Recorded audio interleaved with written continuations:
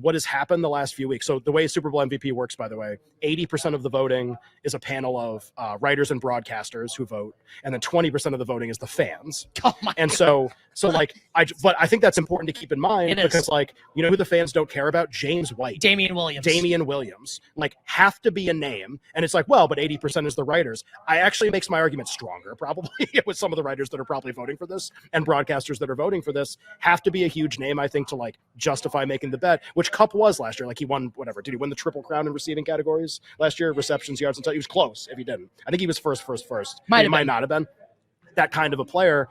I'm sure everyone's seen kind of like how this has been framed the last 2 to 3 weeks. So the Chiefs beat the Bengals to obviously go to the Super Bowl. The storyline going into their game was Mahomes' ankle, but also Kelce's back. The relationship between the two of them and their connection like drove Kansas City's success in the game to such a degree that they're like frequently talked about as a pair now. Basically, they're interviewed together after the game. Kelce gets a ton of shine for like his like The Rock promo type thing basically after the game toward the mayor of Cincinnati. Know your role and shut your mouth, you jabroni. Gets Great like line. a ton of publicity, shows up at sporting events for the next week, getting a standing ovation everywhere he goes. Like Travis Kelce, and like people used to use this phrase all the time for like an act. Like Travis Kelce's having a moment right now, basically, where he is like very much in the public consciousness. So it's not just like a normal tight end who's good, or like a normal tight end who's like a Pro Bowl tight end. Like this is someone who just in like the national consciousness, which, and you can be like, well, that's all like a bunch of BS. Cool. You know who votes on this? People that buy that.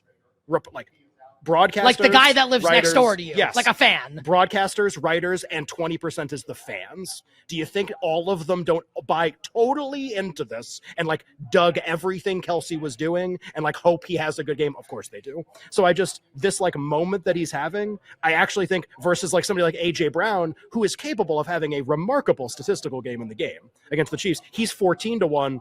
There is a difference between those two players and how they're perceived. And I honestly think, as someone who bets a lot of awards and is very aware of this, there is a big difference in terms of like the likelihood that one wins versus the other if they have the same game.